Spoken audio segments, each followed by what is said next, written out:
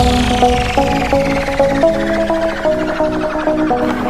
guys, it's me, Ari, and thank you so much for tuning in to this YouTube channel where we are going to have some peer talk about how to prepare for a godly marriage. I feel like, obviously you guys know that I'm single, and I feel that it's so important that as women we learn how to prepare for marriage while we're single, because I am seeing a lot of single women get proposed to and they're not ready for marriage. And so I'm going to share with you some tips that I feel that you can implement to prepare for marriage as you walk in your single life, because if you know that God has a husband that he's going to send to you, then you may want to start doing some of these things. And some of this I implement, not even some of it, all of it I implement in my life, but take whatever you want to take from it. So let's just get right into it. So how to prepare for a godly marriage. One, I'm going to take you through 4 stages during this video. And the 4 stages are going to be comfort, confidence, Christ living, and called. And there are 4 stages that I want you to think about you're going through in your single journey. And we're going to start with comfort first, because when it comes to preparing for marriage, the first thing that you have to do is learn how to be alone. I know that sounds like kind of crazy for some people, but you need to learn how to be alone, because in your alone time is where you're going to find comfort with who you are. And the reason why I'm saying this is because if you don't learn how to be alone and love to be alone, you're always going to be seeking for your husband to bring comfort to you when you get married. And that is not necessarily what the purpose of a husband is for, is to just always please your needs and please your desires. So you have to find your own comfortability in your own single walk. And so here's a beautiful part about learning how to be alone and finding comfort, is that one, you can address your insecurities. You can address who you are as a person and discover your own self. And this is so important because a lot of times we carry our insecurities into our marriage, and then we put those insecurities into our conversations with our future husband, or when we're engaged. And men don't want to hear all of our insecurities, women. So you got to learn how to start dealing with who you are and find your own self-discovery process now, because when you know what makes you weak, when you know what you don't like about yourself, when you know what tempts you or what makes you feel bad, you could start dealing with that now. Because if not, you're going to meet that man and you're going to want him to make you feel confident in your insecure areas. And I'm not saying that he can't do that, but it's up to you to learn how to discover yourself, and it's up to you to learn how to affirm yourself and who you are as an individual. Necessarily being alone for me helped me really build my relationship with Christ, because I don't have any distractions. I don't have any kids. I don't have someone that I need to talk to late at night. I don't have someone that I'm going on dates with every weekend and things like that. So it really gave me that time to read my Bible, read the Word, and learn more about who God called me to be as an individual and what I'm supposed to be doing on this single journey. And that's so important for me, because you don't have to be married and have kids to know that by the time that happens, you ain't gonna have time to do any of that stuff, okay? So appreciate your alone time now to be able to build that bond with Christ, because when you get that relationship and then you get into a marriage, you're gonna be fiending for that time that you could spend with the Lord. And so it's so important that you do that now, because think about it. When we date people, when we like them, we want to be around them, right? We want to cuddle with them. We want to go out to the movies. We want to be with them because we built a relationship with them. If you've never built a relationship with God, then when are you going to want to spend time with him? And so a lot of times we like to get married and then say, okay, God, be all up in my marriage. But God wasn't all up in your life when you were single. So you can't have him be in your marriage when you haven't built that relationship with him when you were single. So now when I get married, my husband be like, baby, this is God time. I'm spending time with my Father, okay? I need my time to be alone. And so you have to build that relationship with God so that you really love spending time with him, but at the same time you are growing in your relationship with him as well. And last thing that you need to do in your alone time is clean house, okay? To prepare for marriage, you got to clean your system out of all the other guys that are not the one, all right? Like the past, the memories, the imaginations, the who you slept with beforehand, like all that needs to be cleaned up out of you, because if not, you're just going to be comparing those situations, and you're going to be carrying those situations into your next marriage. So you need to clean house. Get that all up out of your system, all the vain imaginations that you have of being with this person. Clean it all out. Ask God to remove that from you and remove it from your thoughts, because you cannot carry that and compare those experiences to the next person that you have. And as women, they tell men all the time to clean house, but women, we got to clean house too, because we can't have those emotions just carry on to the next one. So that's the step one, where learning how to be alone brings you comfort. And comfort is so important in your single walk, and comfort is so important when it comes to preparing for a godly marriage. Number two is you got to build your confidence. And so to me, building your confidence is when you take the time to actually perfect your purpose while you're single. Because if you can perfect your purpose, then you ultimately will be confident in who you are as a woman. And this is so important, because when you go into a marriage, you want to be already fulfilled in what God has called you to do and in your purpose already. I don't want any man to meet me when I'm not in my purpose. I want him, and everyone's journey is different, but at least for me, I want my husband to see me in my purpose when he meets me, because that means that I'm already walking confident and boldly in who God has necessarily created me to be, because I'm fulfilled in my work. I'm fulfilled in the profession that God put in my life. And so that's so important, because any man wants a woman who is confident, not someone who's just going through the casualties or just doing things for no reason. So know your passion and discover your passion and live in it and breathe in it, because then that's only beneficial for yourself when it comes to your purpose in life. And not only just finding your passion and doing what you love or whatever, fulfilling the visions that put down on the inside of you, but really you have to use your single time and prepare for marriage to build your prayer life.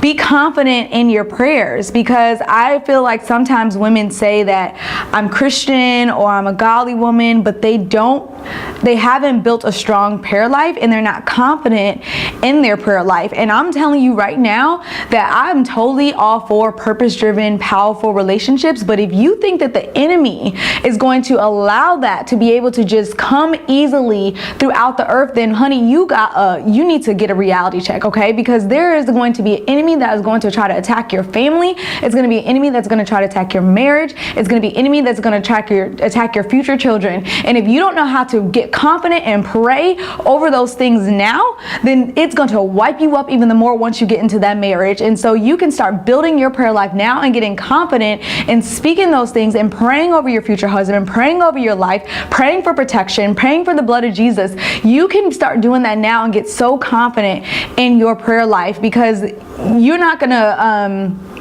that's only going to make you a better wife. That's only going to make you a better mother.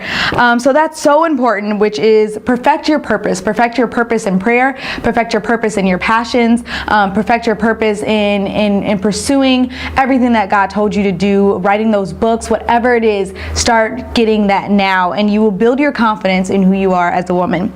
So, number three, which is so important in getting prepared for marriage, is this is a category which I call Christ living. Because I feel like as single women, you can start living a life for Christ now. And what I want you to do in getting prepared for a marriage is, one, lose focus on the wedding. I've never actually sat up here and thought about like my wedding day and what I'm going to do and who I'm going to marry and what I'm going to look like and what dress I'm going to have and what colors I'm going to have. Like, we put so much emphasis on a wedding that we forget what it takes to keep a marriage. And you guys are seeing so many weddings happening in this season, and maybe you're being bridesmaids, and weddings are beautiful, don't get me wrong, but wedding is not a marriage. Wedding is a ritual. It's like a birthday party, but it's not the actual marriage itself. So lose focus on the glitz and glamour of a wedding and start really looking at what does it take to actually keep and build a solid marriage. And so the first thing is that marriage takes a lot of responsibilities, especially for us as a woman. And so if you have not perfected cooking, cleaning, managing money, if you haven't perfected being able to wash dishes, take care of a household, then you're not necessarily going to be that beneficial when you walk into a marriage. Now, every man is different. Every man requires different things from a woman, but women, we got to know how to do those things, okay? Because when you think about spending life with someone for the rest of their life and you don't know how to work on these things now, then like how beneficial is that going to be? So start building your strength and start building a good routine of knowing how to manage your own finances, cook for yourself, clean your house when you don't feel like it, right? Because these are just everyday things that be able to, they help any relationship. And so the second thing that I want you to focus on too when it comes to Christ living is learn how to communicate. And you don't have to necessarily be in a relationship to learn how to communicate. You can communicate with just men, period, with just friends around you, because your communication skills are going to be so important when you walk into marriage. And I feel like this is very important because in today's world with so much social media, women do not know how to communicate. I meet so many men who say that they meet beautiful women who have no substance on the inside of them. They have no skills to be able to have quality conversations. And that is just, it saddens me. It really does sadden me, because when you think about spending the rest of your life with somebody, communication is going to be a huge part of that. And so if you don't know how to express yourself, you don't know how to open up, you don't know how to talk about your feelings, you got to start learning how to do that now. And so I have many rich conversations with men that will never be my husband, that they are just strictly friends, and we communicate all the time.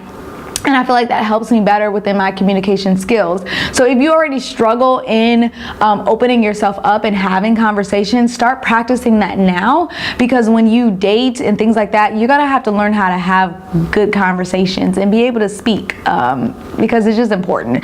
So the last thing for this is that you have to, when it comes to Christ living and losing your focus on the wedding and preparing for a marriage, is that you have to know that marriage is a sacrifice.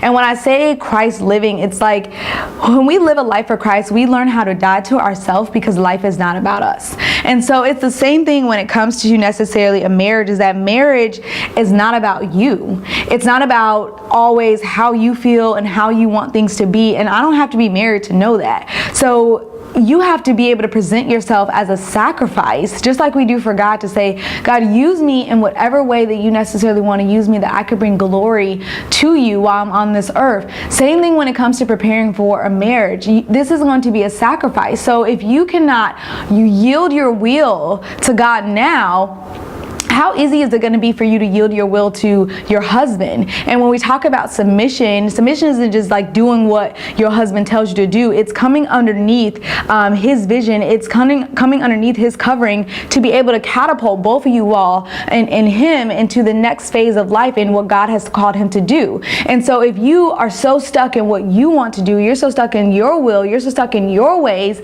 and you cannot present yourself as a sacrifice to saying, you know what, God, I'm going to be used in however way you want me to be able to, so that what you have called for me to do on this earth is able to manifest. So you have to learn how to be able to present yourself as a sacrifice, but it's also going to help you grow as an individual, because we don't grow when we just do the things that we want to do. We don't grow when we just when we just please ourselves and say, well, you know, it's just all about me.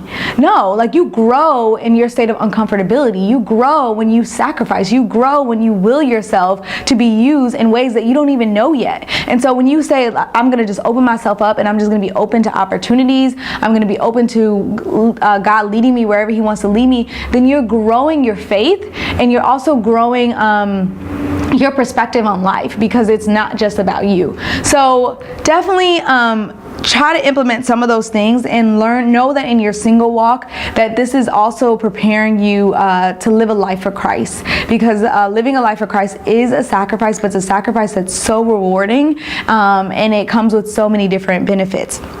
Last but not least, so we talked about comfort, knowing that you can find your own comfort in being single and learning how to be comfortable with yourself. Number 2 is being confident. When you work on your purpose and you build your prayer life, you become confident in who you are as a woman.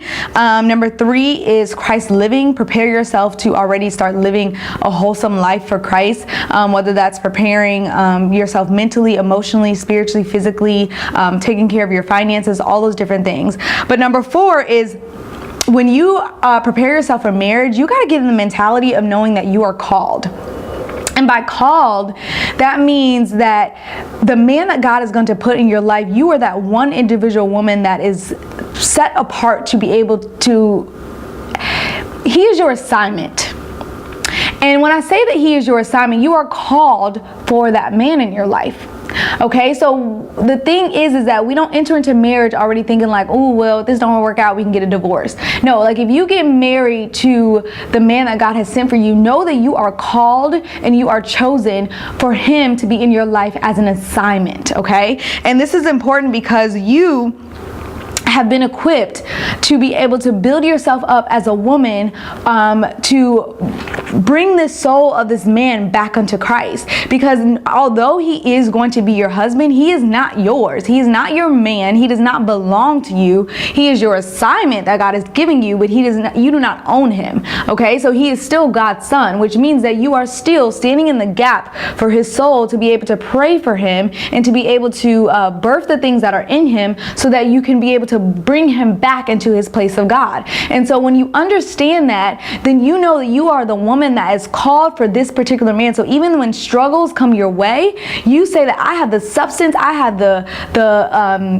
calling that God put on my life for this person, for this man that's in my life. And so a lot of times when people don't understand that a man in your life is an assignment, we easily can divorce the assignment when things don't work our way. We easily could say, you know what, I'm going to walk away from this because this is not working for me. And let me tell you how you could prepare for a godly marriage and knowing this, because every man that has come in my life, whether they're friends, whether they're my mentees, whatever the case may be, I see them as an assignment. I'm saying, God, you sent them into my life for a reason, and I'm going to walk in confident in this reason why you put this person in my life. And I pray for them as if they were my sons. I pray for them as if this man could be my future husband. Even though he may not be, I still pray for him because he's a soul. And so many times we get so much affection on relationships and dating that we forget that we're all souls. And so you have to be able to get yourself in that framework and in that mindset now, because then that's only going to help you when you get married. And when you divorce the assignment, it also damages your growth. You know, I've prayed for so many men that weren't my husband or weren't the ones that were going to work out for me, but it made me grow as a woman. I wasn't just like, ooh, you ain't the one, we ain't dating, so forget you, I ain't talking to you no more. Like, no, I definitely, I just talk like that. But anyways, I definitely still pray for them. Even though that we may not be in a relationship or he doesn't work out, I still know that he is the person that God put in my life for a reason, and that as I grow, continue to pray for them, it's only going to help me for my future marriage. So I want you to implement some of these things when it comes to preparing for marriage, because it's only going to help you be a better wife for your future husband. And so lose focus on the wedding and start focusing on preparing for actual marriage. And these are things that I implement every single day of my life. If you have any questions, obviously I'm so open for more questions, because the channel is Hey Ari, where you could ask me any life questions as you strive to live a life for Christ. So feel free to go to my website, www.heyari.com, ask me any questions you want, and definitely subscribe to my YouTube channel for more conversations. So I look forward to talking with you, and I pray that your single journey as you prepare for marriage is blessed, and that you continue to grow as a woman that God called you to be for your future husband. So have a good one, and we'll chat soon. Bye.